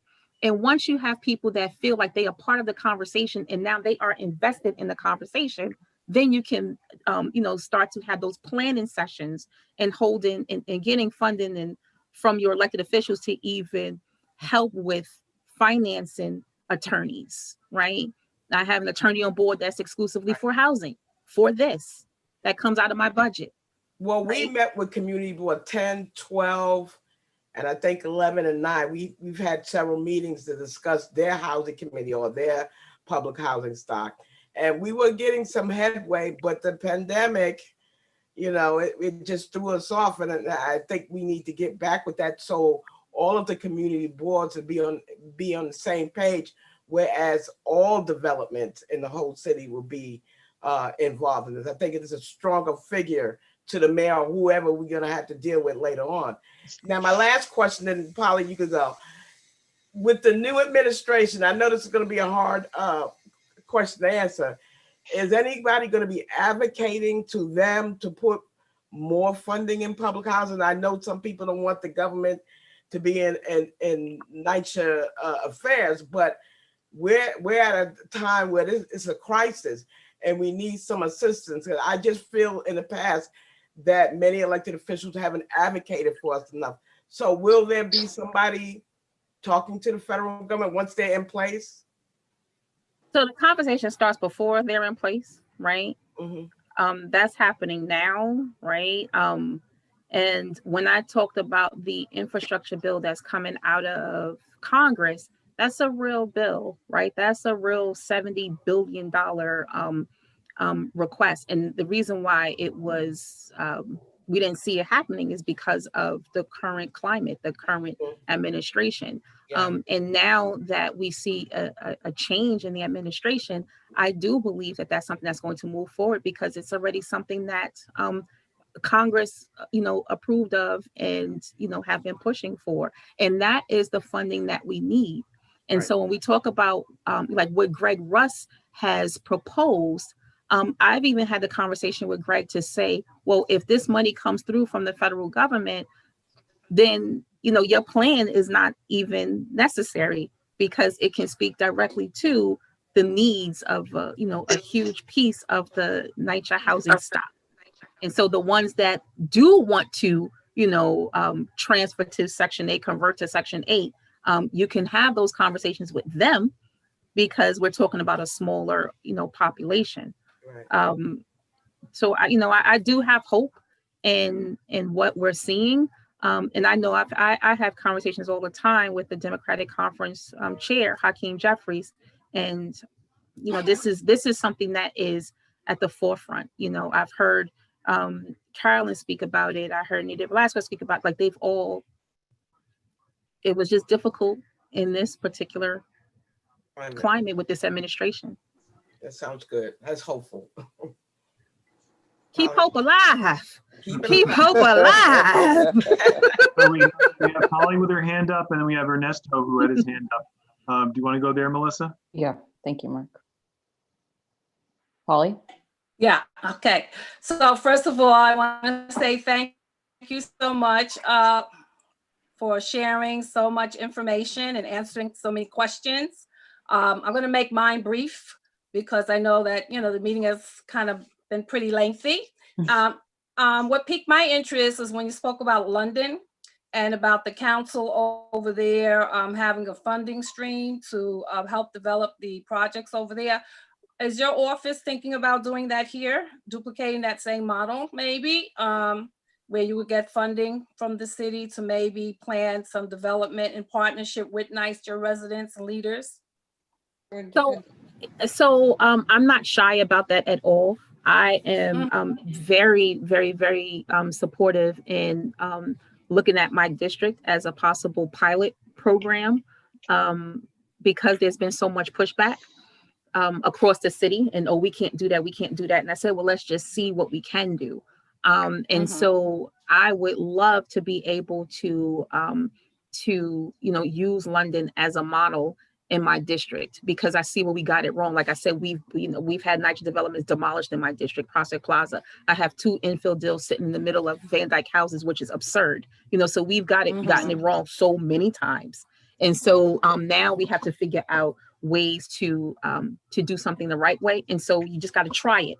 And so even working with my borough president. So in London, every borough has its own like city hall in a sense. It's like if you go to Manhattan Borough Hall, Brooklyn Borough Hall, it's like a mini city hall. So all of the city agencies are in that particular building, and they have their own budget. So it's not, like I said, this centralized system. And so the local electeds are able to dictate what happens with their public housing units in each district. And so I would love to be able to see a Brownsville Housing Authority concept. And this is something that, of course, the administration has been talking about, going back to the borough-based system, where the property managers can manage their own budgets. That is what's happening. They've submitted their organizational plan to the federal monitor. So these conversations are happening. Again, it's happening at 250 Broadway, right? It's not happening with the elected officials, and it's not happening with the residents. And so I think that we should be utilizing that type of model and structure. And this is something that I have been pushing, and we're doing it in the way, like I said, so I look at my entire community, and I work with HPD, and we have a Brownsville community plan, and we are working that plan, and all of the housing developments that we are doing now are really basically in the surrounding areas of the public housing units. And so we're doing everything as a collective and intentional movement. Well, I would like to see us start our pilot here on the Upper West Side as well. So I'm glad that you shared that information with us. And I would like us to also work collectively and see what we can do to make that happen, because it's innovative and it's new, and we need to get away from the archaic systems that we've been working with when it comes to housing. We need to think out of the box. So thank you for sharing. But let me say this is not my idea, right? So we talked about London, but we had public housing residents, the NYCHA residents, they were in London. They were in Cambridge. No, I know, but right? I like the model and the idea. And it comes from the idea is from the residents, and they did their surveys, and they just came to me. So I want to make that clear that, again, it's about the voice of the people. Exactly. And that's something that I would like to see us do up here on the Upper West Side collectively. Absolutely. Exactly. Absolutely. So thank you. Okay, thank you so much. Ernesto. Good evening. How you doing, everybody? How you doing, Ernesto? Great. Yeah. Ernesto. Hi, Ernesto. Thanks for having me. Thanks for being here. First of all, I'd like to say to Miss Alika that she's a breath of fresh air. She didn't even have to say that it wasn't her idea. Just the knowledge that she's putting out there for us and the advice that she's giving for us is a tremendous thing. I'd like to say, in my opinion, what's going on with NYCHA is an epidemic of irresponsibility, man. Yes. Mona said, listen, man, down there at Dome, we're having different problems, but I beg to differ with all due respect. Wise Towers is infested with rodents. The outside lights don't work. We got leaks and floods everywhere. We got NYCHA transferring tenants into Section 8 apartments and then threatening to put them out, and not just put them out, but terminating leases. Okay, I just had a fight with Carl Walton that was, I can't believe the mentality of this guy. He's supposed to be the Ram. He's supposed to be a people person. And this guy is just as bad as anybody in power. This guy does not deserve to be in the position that he's in. I've been to meetings with this guy, and Cynthia Tibbs can attest to what I'm saying, where this guy literally, right in front of our faces, has threatened every tenant in Wise Towers. Right to our faces. And I'm like, listen, I'm an older guy, whatever, you know what I mean? But I was so humiliated for him, especially as a man of color, that all he talks about is putting people out if they don't meet his requirements, if they don't stand up and fly right by what he has to say. I mean, it's madness that's going on over here. So I know for a fact that in every development, we're all going through the same thing. And that's why I appreciate Ms. Alika for imparting all this knowledge, because I'm going to be honest. I've been sitting here and I'm like, wow. I've learned so much tonight in one session that it really makes me even more furious, because the conditions over here at Wise, and I wish there was a way that we can get out of this rad thing, because the rumor's been running rampant for years that they were going to do this to Wise. And I did my best to fight it. I spoke to people, and then I got other tenants that were saying, listen, man, we're not getting repairs. We're not getting nothing done. I remember at one time, Wise was one of the crown jewels in Manhattan. But that era is long gone, long gone. Okay, we need help, and the ideas that are being thrown around, I wish we could really apply them and, you know, say to these people, listen, we don't want to be with RAD. We don't care about starting to sign leases. If there was a way that we can get out of it and have this new administration bring us back to life, that's my wish, you know. But can we do it? I don't know. I don't know if we're too far into the process. But like you keep saying, with this pandemic, everything is pushed back. Nobody really knows when these people are gonna actually take over. I know I always have meetings with them, and they say the politically correct things, and they always tell you what you want to hear. And I walk out of there just shaking my head saying, wow, I don't know what to believe. You know, and I sit there with them face to face many times. And they keep assuring me, and they keep assuring me, and they keep assuring me. Hell, they've even helped me in a couple of instances with tenants that were put in Section 8 apartments that shouldn't have been put in Section 8 apartments. They have helped me. I'm not going to lie about that. But I'm saying as a whole, a lot of people are so afraid of this process. And I have been asked by a lot of tenants, man, is there any way we can get out of it? So I'm asking you, Miss Alika. So you know what, remember, let me just say this too. You have to, in order for them to convert with RAD, all of the residents have to sign a new lease. If the residents don't sign a new lease, they can't do the conversion. So now let me ask you this, because a lot of tenants are under the impression that they have to sign the lease, like they don't have a choice.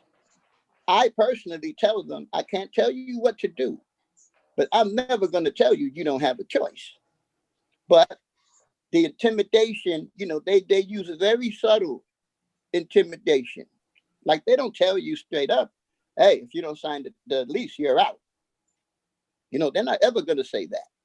But what I need to know is there a way, is that the only way if we can get, because there has to be a large number of tenants, right? To make it even count, you know, for us to fight.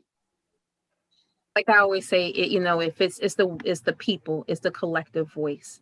And Yes, so I you agree. want to make sure that you do that. But as far as the signing over on the lease, that's part of the HUD language. That's an actual regulation. That's part of the rules. Right. And so I think a big piece of it too is just going through what your rights are and being comfortable and confident in knowing, you know, what your rights are. Right. Because and this, you know, that's going to happen overnight. You know, this takes time. Crazy. It's really crazy. That if you was to see the apartments, you know, pipes breaking, ceilings, you know, breaking, holes in walls. You got workers like with us, with Wise. I'm only speaking for Wise. When we call the 707 number, put in tickets, we get NYCHA workers. We don't get private workers. We get guys that work right here on the grounds. Okay, they go to apartments, they put gaping holes in walls looking for pipes. Oh, we'll be back. And then I got to go and fight to get them to do the job. And then it'll take a month for them to plaster the wall. I mean, I got tenants that are really suffering over here. And that's why, like Mona Lisa was saying, you know, that a lot of people are with the conversion. But I also have a lot of people that are not, that don't trust the process. What do I do about that, in your opinion? First, get a consensus of who and what. Like I mentioned, on one of my developments, I was shocked to see over 90% of the people wanted to convert. And I said, well, let me see that, you know, because I'm out here. Yeah, it's hard to believe. Cutting the fool in some of these meetings. And they was like, Alika, wait a minute. Calm down over there, sis. We actually wanted over here. And they showed me, but you know, it was because of all the issues that they have. Exactly. It was something else over there. Like they're saying, oh, come on and convert. It's because of all the irresponsibility that's going on. You know, so people are looking for a way out. But I'll also say too, we were able, not we, but one of my developments, Ceflo Houses, did a full survey of the apartments and had an independent contractor go in and look at all of the units and was able to come up with a number of the capital repair needs that was different from what was reported by NYCHA. And so they were able to do that with getting funding from the Robin Hood Foundation. And so it was, really being able to tap into, and as the resident association, knowing that you are, an actual entity, a body that can apply for your own grants and funding resources. And you would be surprised at the, folks that would be willing to be of assistance and helping to organize and helping to figure out, how to plan for your particular developments. But just utilizing other resources. And another one that's really good, I think, is the Community Service Society. Working with Vic Bach, they are amazing at CSS, and just reading their material, and just they put out a lot of information, public information and reports related to public housing that I think is very helpful to go through, as a committee.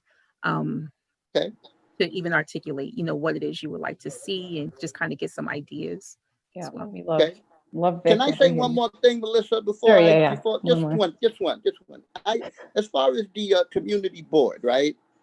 Because Madeline, who I know her whole life, she says, well, we need to do it collectively, right?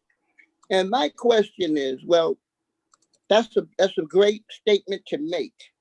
But why is it so difficult for TAs and stuff who want to join the board, who want to be a part of the board, and they're not being allowed to join? Why is it that they tell us, oh, well, if you're a TA, you can't be on the board, which is absolutely nuts to me, my opinion.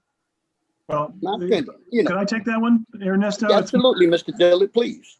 Oh, it's Mark. It's not Mr. Diller. Okay, okay, Mark. The first thing to know is that elected officials make the appointments to the community board, not the other board members. We have no say or role in that at all. The second thing to know is that, Polly, aren't you a TA president?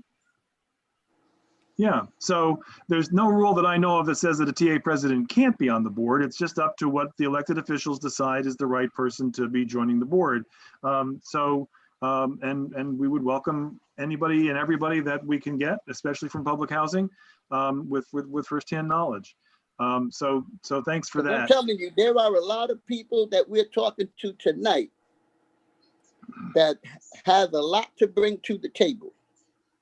And that's a fact. I'm not being patronizing. I'm not blowing smoke. I know for a fact, because I have sat down with a lot of these women, and we're talking about some powerfully strong, opinionated women that know what they're talking about. They're not just blowing smoke. They're not just, it's not, in my opinion, it's not ego-driven. These women are knowledgeable, strong women, and I love sitting down, keeping my mouth shut, and listening. Y'all heard that compliment from Ernesto. Did y'all hear that, ladies? Y'all hear that, ladies? Well, they know me. Thank you, Ernesto. They know me. They know me. Ernesto, but I know you the longest. That's right. That's right. That's a fact. That's a fact. I know Madeline her whole life. Hey, it's a fact. It's a fact. But I'm just saying, Mr. Lika, it's a great thing to say, but I think that the community can work harder to get the TAs in there and have them more involved. That's just my opinion, because I'm telling you, it takes a village, man. It takes a village. Things are definitely changing now. Things are definitely changing now. Even with the rules of the community board, it was very difficult, I know, across the city to get onto a community board, because people are there for so many years. But now with the term limits, I think that there's opportunities for shifts. Yep. Can we take one more, Melissa? Yeah, I appreciate it. Thank you. I'd like to make sure the council members off by 8:30, and maybe we're all off by 8:30. Yeah, that's cool. Absolutely. So, You're the boss. And I realized that when I didn't want to stay in my office, so I rushed home to do this, and I realized I left my cell phone in the office. So when I took off, I was like, of course I leave my cell phone in the office. Oh, I'm sorry. So Margaret Masak, I'm sure I'm mispronouncing, but she's now joined you. Gotta unmute. Okay. Margaret, do you have a question you wanted to ask? You had your hand raised. Sorry. Oh, there you Yes, go. I have a couple of questions I wanted to ask. Is can you please list or email me the members of Congress that's backing up the $70 billion infrastructure bill, so I can know to follow up with them? And They all are. Your New York. Who do you have? Who's your Nadler, excuse me? Nadler and a little Espaillat, maybe? I'm not sure. Espaillat. Yeah, that's it. the That's it. entire Democratic conference? The entire Democratic conferences, you say? You said it's the entire Democratic Congress, right? Conference. Mhm. Okay, I didn't understand. You said the entire. I didn't hear that. I'm sorry. Oh yeah, I'm sorry. So the delegation, like the New York City delegation, and I was speaking specifically to the Democratic members of the delegation are all supportive of and signing. Nadler's on okay, board. thank you. All right, and the other thing I wanted to ask you, with the Corporation Council, I've been hearing about a lot of it lately, and so many people want to do it. But how long would this take? Because they say it would take like 5 years to train the tenants, some of the tenants to be involved as part of the board. It would I'm take. not sure what you're referring to. Can you explain? Okay, the Corporation Council, where the tenants would manage their own buildings. Mm. How long would that take to get started? To purchase their own building, I think she's trying to say. Yeah, how long would that take? Does it, because some people look like they're trying to do a lot of developments all at once, or is it like one development per, council? How would that go? So it really just depends on whatever the financial structures are, funding structures. In New York City, if you have a private development, you can have a building go up in 18 months. If you're looking at affordable housing and term sheets and HPD, it'll be 5 years, 6 years, right? It just really depends on what's happening in that particular district. But when I was talking about the resident management structure, yes, resident what I management can structure. do you live in public housing or no? Yes, I do. I live in Oceanside. So are you familiar with the 964 regulations? Yes, a So little when bit. you look at the 964 regulations under tenant, tenant participation, and it goes under tenant participation, you'll see resident management. In that particular section of the 964 regulations speak directly to the structure itself and the language around what it is. And if you are a layperson and have no clue what managing development is, how long will it take to get caught up to speed to get the necessary skill set, build a skill set and certifications to make that happen. But then we also have individuals who live in our buildings who work in management companies, right? Or who work in social services and have that skill set and that talent, and they would love to be able to start a resident management group. And so the timing of it just depends on the individual, and it just depends on the association itself when pulling that together. But that is something that this particular this particular regional administrator, Lynn Patton, she started having town hall meetings around the new Section 3 law that came out that Ben Carson just put in place about a month ago. And in that conversation, they're also talking about resident management groups. But I don't know how long they're going to be doing that because they're, heading out the door. And so I think the first part of it will be to go through the 964 regulations first. Okay. And then, look to see who's doing what. So we can have a follow-up conversation about that if you have more questions. Yes, I would. I don't know, how would you follow me up? I'm gonna put my information in the chat box. Okay, everyone, if that's helpful. Right. great. And the other thing I would like to say is like, so a lot of the tenant associations, they're very unqualified for a lot of, you know, stepping up things. And it's like really scary when they start talking about this because they can't even get along or even have a. Let's not get too. So that's like a blanket. That's a blanket statement, and the same way, everyone has a role. Everyone has a skill set. Everyone has a God-given talent. And so whatever your talent is that God gave you, you can bring that to the table no matter what it is. But everybody has a role to play. Okay. Yeah, I just don't want to get caught up in something that just, you know, we end up like a house of cards, just tumble, and we're worse off than when we started. That's why I would like to get more clear information. And you said you put this in the chat. I don't see it. I'm typing it. I stopped when you said what you said. I was Okay, like, I'm oh, so wait, sorry for everybody. I'm so sorry, but it's just that I'm one of those people. We had so many bad experiences with TAs. I apologize. Thank you. Thank you for correcting With that, I want to give anyone like a last quick comment. Otherwise, I'd like to let the council member go so she can go get her cell phone at 250 Broadway.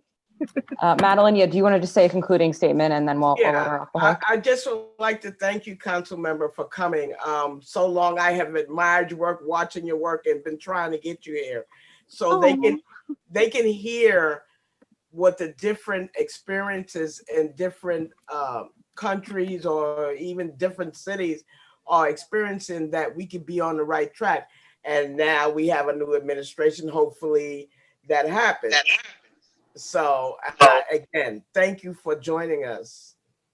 Just put thank you for having me, everyone. And I put my email address in the box. And please feel free as a committee to share my information within your distribution group. Because you can get on my mailing list. I actually do Zooms and informational sessions about the possibilities and the options in Brooklyn. And so you are more than welcome to jump in on any of those meetings that we have to try to, and we kind of do a deep dive. How would we find out the link to get on the So I just put in district 41 at council.nyc. And so if you just email me, you can get on my mailing list so that you can know when we're having those conversations. Great. Well, thank you again. And this has been just great and informative. And I think we all have a lot to mull over and hopefully apply in the coming months. So thank you. Yes. Thank you so much. And thanks for being so generous. Thank you, everyone. Good luck. Stay you. safe. Wear your mask. Absolutely. Thank you so much. Solidify. Didn't. I want to just thank you very much. Okay. All right. Be safe, everyone. We had on the agenda kind of the next steps from last month's meeting, and I think now from this month's meeting. I honestly don't know how much progress we're going to make at 8:30 at night in deep thinking and planning. So if it's okay, I kind of like to push this agenda to next month. And again, ask our NYCHA leaders to please keep returning every month so we can keep these conversations going. It's really important that you're here and you're part of the conversation, obviously, as we discussed. And with that, if there's anyone in the attendees who wanted to just have 2 minutes of public comment, please raise your hand. Otherwise, I think we will adjourn. So I'll just give you guys a minute in case anyone wants to. There are 2 people on the phone. If you want to raise your hand on the phone, it's *9.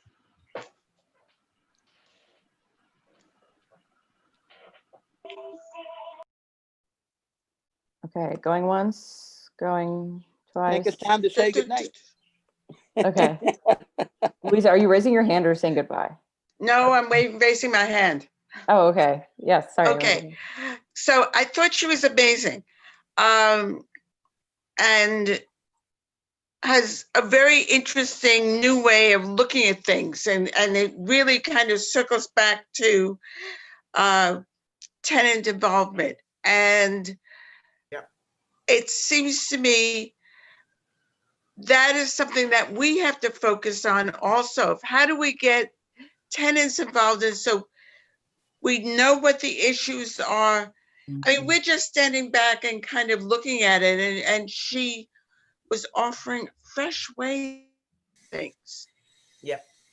And that to incorporate what she's saying so that we could be more involved.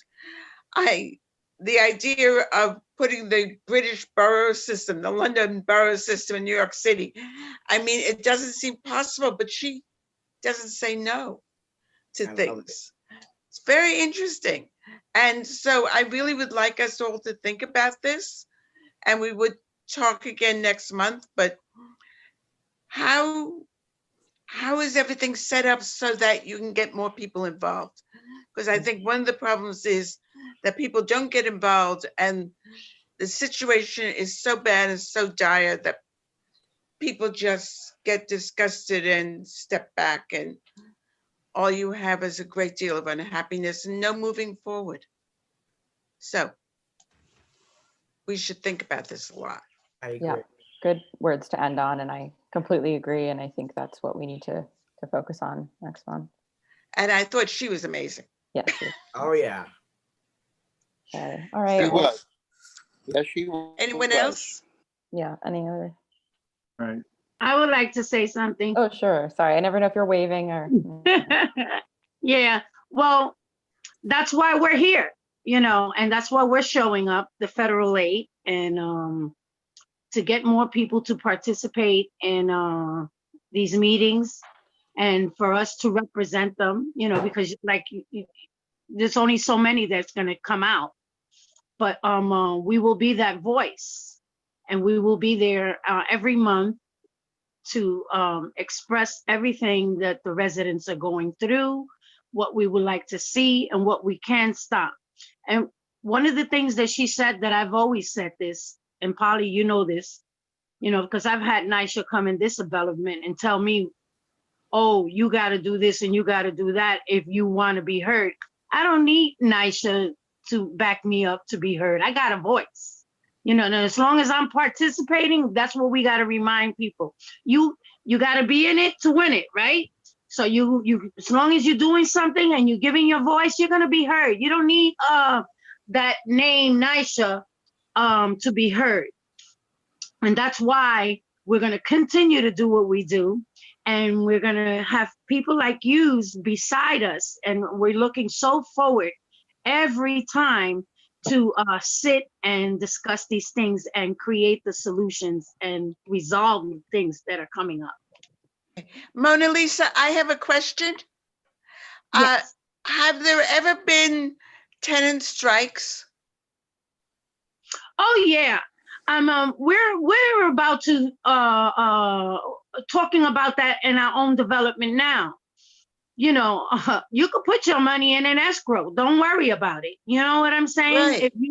If that's the case, it's not impossible. I remember at one time I was doing bad, and I have my ups and downs. And I went through a situation. I didn't live in NYCHA, but my apartment was a Section 8 at one time. And I had a judge tell me that I was moving out and wasn't even being listened to. And I refused. So I made myself a prisoner of my own apartment. Ooh. Did I get help? Yes. Did the mayor give me what I wanted? Yes. Did I get a lawyer? Yes. So my thing is, you know what? They say no, I say yes, and we're going to step it up, and we ain't going nowhere. That's it. Okay. Right. 100%. 100%. That's right. 100%. We're not here to become statistics, out there. We're over here to have a better quality of life and continue to participate with our community and spreading the word and to make things happen and to keep it strong. That's right. Well said, Mona Lisa. Yes. Thank you. Right. I so appreciate all of you. I really do. I'm grateful. Thank you. All I right. appreciate you too. Okay. Melissa looks a little tired. Yeah. I'm fading, guys. Sorry, it's been a rough day. All right. Yeah, we need to give a break. We appreciate everything you do. And let's not let Mark Dillard out of there. We're talking about him also. And let's just keep it going. 100%. Let's keep it going. That's all I can say. Yeah. Keep it going. Appreciate you guys. Thank you. 100%. So, with that, I don't know what to say other than see you Adios. next month. Good night. All right. All right. Take care, everybody. Okay. Good night, everyone. Good night. Good night. Good night. Thank you, and Have see a you good soon. night. Polly, call me. All right. Okay. All right.